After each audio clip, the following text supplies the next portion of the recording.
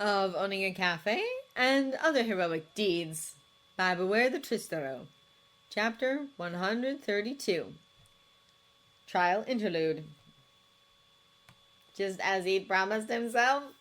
Oof! There's some hook there, Cadet, and, Bob, come on, I need my ribs, help me! The second that Dobby had joined them in the gallery, he and the boy's mother lashed on him, the pair of them holding him tight, whilst Atsuhiro took photos. Marai wiped at his eyes, and Toma snickered as he videoed the whole thing, his own eyes a little red-rimmed. He was no doubt live streaming into their community since the judge and jury had been dismissed, wasn't he?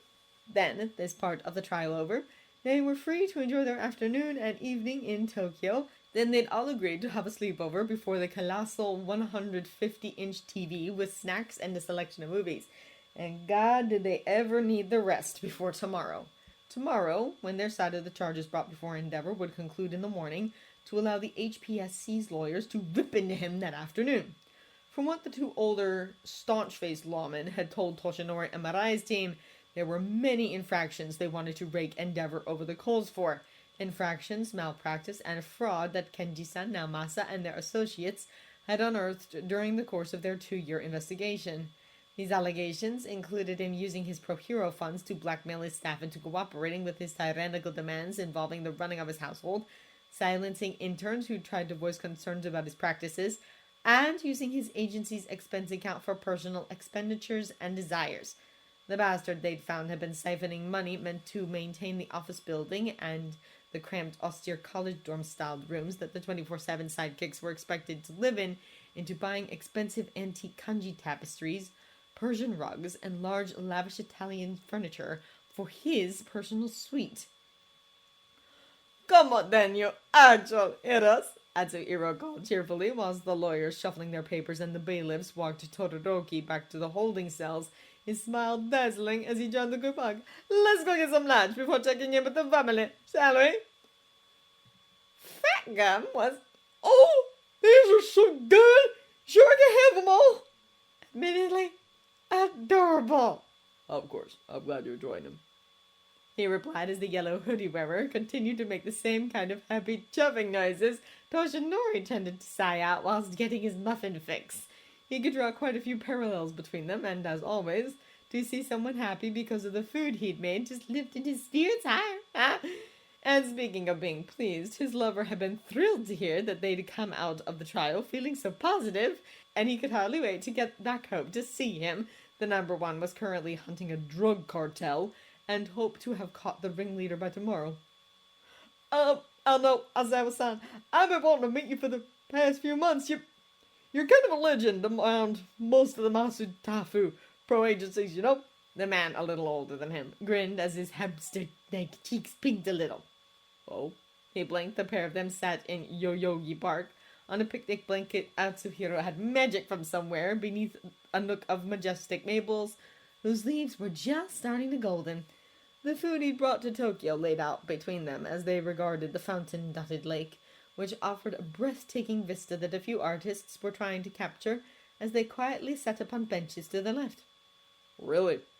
And if he squinted in the pre-autumn sunshine, you could just make out Ray walking on the opposite side of the clear, lightly rippled water, her elegant form framed by Dabi and Tomra, whilst a few steps behind them, Marai and his lover leisurely strolled, arm in arm, in their civilian clothing. He was sure that if he closed his eyes and listened, he could hear them all laughing even from this distance. It was a magnificent feeling. Oh, Loud Cloud Present Ragdoll and Midnight adore you, and they've become increasingly popular with other agencies since they keep bringing cake boxes with them to meetings and debriefings. Oh, and Miss Genius keeps on insisting that you should do your internship with him, despite Almighty Sir Night-Eye and His Purple Highness saying that they've got dibs based on who knew you first. It's a riot, I tell you, especially when Hawks joins in. He's one of your kiddos too, isn't he? Him and Kamui Woods are doing great things with Mutlane right now. I wouldn't be surprised to see all of them in the top 10 ranks before the 25. I'm glad you think so, he replied with a grin, his mind resolutely tucking the information about the internship he'd legally have to complete during his own hero training safely to the back of his mind. He took a sip of lemonade. And if you think those three are doing well, just wait until Rumi and Ryuko graduate. The pair of them are sensational," he admitted fondly. "They and my study group are all very excited to meet you when they arrive with the Todorokis tomorrow. Midoriya Izuku in particular will be sure to ask you lots of questions." He chuckled. "And don't be too surprised if Kirishima Eijiro and Bakugo Katsuki asks who spar with you, okay? They're rambunctious, to put it mildly," he added through a snicker, a little cartoon of the boys challenging fat gum momentarily eating up his mind. "Such good kids." "Oh, I'm super pumped to meet him too," the blonde brained. "We'll have to bring him here once the morning's business is concluded. I'd like to help cheer them all up, you know?" "I think they'd really like that," he admitted before, with a slight yawn, he put his picnic cup to one side and lay down, his eyes looking up at the dappled light sashaying through the ember-tinted leaves above them. "Tomorrow is going to be stressful, so any fun they can have, I want to give them." He mused, his sigh a little wistful as he pictured the kids running around here laughing. Oh yes, Mirio would insist on hide-and-seek, which would result in uproarious jeers from the majority, whilst Tamaki sat with him and Fuyumi, the three of them no doubt offering a hiding spot for two, whilst he read to them from a book of fables Mimi-chan had gifted to him, his legs probably pillowing at Toshi, Neto, and Shoto's heads as they napped under the sun. He could leave the energetic parenting to Rei, Atsuhiro, and Mirai for a change that way, couldn't he? "Yeah, I hope so too. You're not what I was expecting, Aizawa-san, but I'm going to fit you." The pro grinned as he looked down at him, his smile softer. "And not that I want to pry, but is it true? Were you one of the masterminds behind the takedown of the legendary Big Bad?" he asked, his eyes sparkling after he took 2 large bites of the strawberry shortcake in his left hand and the devil's food cake in his right. "Well, Endeavor is still in a holding cell, so..." He chuckled with a shrug that had the blonde loudly guffawing, his mostly eaten confectionery lifted in a toast. "Here, here," he replied uproariously. "I never liked that putz." The afternoon then sauntered into an evening where, as promised, the 6 of them crashed in the penthouse Toshinori had secured for them. They'd showered, changed into loungewear, eaten pizza, and crashed before the TV. They'd all agreed to let Dabi and Tomura enlighten them about Western cinema, of course, and soon a marathon of various CGI-crafted masterpieces were playing across the screen that took up the majority of the suite's living room's wall, their hands passing Paki, mochi, and other snacks around the pillow fort the teens had insisted on making.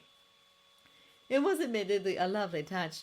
They'd pulled blankets, cushions, and pillows from their respective beds and bunked down together in a way reminiscent to what they'd have done in one way or another at their cafe's apartment. All in all, it had been a truly wonderful way to end what had been an incredibly emotive and trying day, and as he texted his 2 Toshis good night, Shouta felt relieved, happy, pleased. Things could have been so different, couldn't they? And yet here he was, sat upon a selection of fluffy duvets, in a set of pajamas provided by the hotel, his stomach full and heart at ease, after what had felt like an eternity of waiting, wondering, and worrying about whether their plan to take down someone as adored as Endeavor would work. "Here you go, So-chan. It will be as good as yours, but you look like you need one." Blinking out of his thoughts, he smiled as Atsuhiro sat beside him and passed him a mug. Thank you." He smiled after a sip, his body nestled between the brunettes and Mirai as they leaned against the bottom of the huge couch, their eyes drooping at the screen, whilst Ray slept soundly between a quietly chatting pair of teens. "If you ever want to ditch the hero life and forget about the teaching career I talked to you into, then I'll hire you as a barista, okay?" As the morning rolled around once again, he was the first person to wake. Surprise, surprise. However, since he could never seem to recapture sleep once it left him, he carefully dislodged himself from the tangle of platonic limbs the 2 pros had roped him in, used one of the 3 bathrooms to shower, and changed into his charcoal suit. The same suit which had been dry cleaned and returned to him yesterday. He'd felt such a thing was unnecessary, but a friend of All Mighto's deserved no less, apparently, and it was nice to wear it freshly cleaned, with a cat-tatted shirt this time. And everyone else still snoring and sleeping away, he left a note for them on the coffee table. They'd moved to make room for their camp-out before heading downstairs to access the breakfast buffet. But since it was 5 o'clock and the service began at 5:30, he found himself wandering around the glamorous hotel's expensive lobby, whilst checking his phone. Ingo had texted him, "Good morning and good luck for today. Give those kids lots of hugs and kisses from me, okay?" alongside Jin and Chizome, dragging our exhausted asses back to the Noranaka show, boss. We miss you. Get FG's autograph for us, okay? Such good friends. Then after texting them back, he followed the signs for the solarium and took up one of the plush lavish seats. Today was going to be emotionally trying for the youngest Todorokis, wasn't it? They'd be in Tokyo for 10 a.m. and then led to the judge's chambers where they'd answer his questions, pre-approved by the prosecution and defense. Individually, him and their friends all waiting for them in a large conference room that Date-sama had kindly allowed them to use. Just one more day. Just one more, and they can start to put all of this behind them. He thought, his thumb absent-mindedly scrolling through the videos and messages they'd been relaying to each other all throughout yesterday. However, as he perused the app they had their variously named communication groups based in, he blinked. Fuyumi was online. Aizawa Shouta. Good morning, Fuyumi. Did you sleep well? It was probably wrong to message her. She might have been half asleep, but out of the four siblings, he found himself a little more worried about her. Natsuo had had fits and starts of being angry. He knew now that he'd been cheated out of his childhood. Shoto similarly had broken out of his shell a great deal too. Izuku in particular, and the tots had helped him through his tears, soothed him through his confusion, and encouraged him to say what was on his mind, but despite Rumi, Ryuko, and the other teens, tots, and UA counselors making themselves available to her, offering their own issues and how they'd dealt with them, the second oldest Todoroki child seemed to be cheerfully upbeat all the time, which in and of itself wasn't a point of concern. However, having lived a life where from a young age he'd seen it as his job to hold everything together for Takeo, Tadeo, Seiji, and Naoki, he was worried that she'd trapped herself into the role of peacemaker, good girl, and helper. In the role of mother to Natsuo in some ways as well, after Rei had been sectioned and removed. The UA staff had said as much themselves when they had weekly meetings with all of the adults associated with the Todoroki's integration into society at large to ensure they were putting everything possible in place for those sweet persecuted children. Fuyumi. "Oh, good morning, Shoni. I slept great, thanks." I know you must be busy, but would it be okay if I called you?"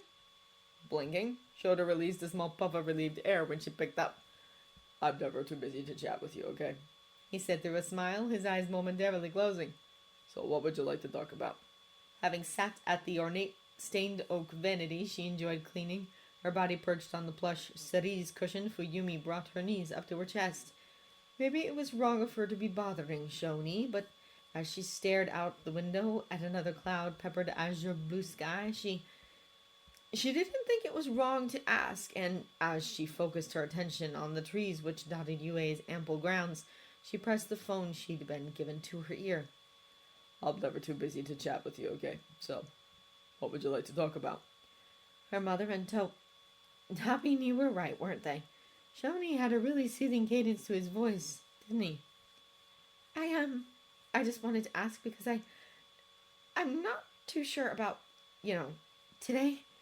She heard herself breathe, the fingers of her left hand absent-mindedly picking at the hem of the old nightgown she wore to comfort herself when stressed. Shoto and Natsuo, they seem so sure about how they feel and what they want to say," she said, her shoulders trembling a little. "But I just don't know. Chidre, I've never had that much to do with him, really, and I don't want to be or feel ungrateful," she admitted. "We never went without food. We've had the best education, and seeing how lots of other children have to live, is it right for me to feel as angry as my brothers do?" she pushed. Her tone sounded guilty even to her own ears. "I mean, sure, he wouldn't really talk to me or look at me, but he didn't outright hurt me like he did Dabini and Natsuo, and when I think of what he did to Shoto, isn't it wrong for me to dislike him when I didn't do more to help the boys? Fuyumi. Blinking, she closed her mouth, took a breath, and prepared to apologize. "You have every right to feel any way you want about your father and what happened to all of you. Any way but guilty, okay? Wait, what? You have had to grow up so quickly, Fuyumi. But one thing you must never forget is that Todoroki Enji is an adult who brought you into this world, an adult who had the responsibility and means to love and look after you beyond the scope of simply providing for your physical needs. He was? You are a precious person, Fuyumi. You are deserving of love, care and attention, and empathy just because you're you. So please don't try to measure or quantify your own feelings. Your own hurt based on what you know others have experienced, because they aren't you. Shoto continued, his voice unwavering. He meant every word of what he was saying, just as her new friends had told her he would. You are not responsible for any of the awful things your biological father has done, okay? You have been so brave in the face of circumstances that were totally beyond your control, alright? But sometimes being brave means letting go. He soothed. No one expects you to be perfect. No one expects you to fix anything. You need to give yourself the permission to know and understand that, and sure, you can't change a lifetime of trauma in a day, but we will love you. We will be here for you now, no matter what. Joni, really? Because I could have done more? Fuyumi, The older man murmured. you did more than enough. You are enough. Sucking in a shuddering breath, her eyes bubbling with tears, she couldn't hold it in. I would like to ask for Yuko and Rumi to come visit you and give you a hug from me. Would that be alright? Yes, she affirmed, her head nodding, although he couldn't see it. Good. The eatery owner replied gently, the sound of footfalls rapidly approaching her door, making her feel glad, hoping to ease the tension building in her shoulders. Yumi-chan. We're here. Come here, come on, that's it. You're a freaking rock star, my Yumi. That's what you are, you know? You're the best damn cuddler I know, too. Yeah, that's right, you let it all out, okay? I'm so freaking proud of you, little sis. Allowing Ryuko to take her phone, Fuyumi sagged into the rabbit-quirked woman's embrace and sobbed before allowing herself to be carried to the bed, where the dragon-quirked hero in training eased into the hug, another pair of warm, slender arms enveloping her, as they murmured gentle encouragements into her hair. She hadn't realized just how much she'd needed this.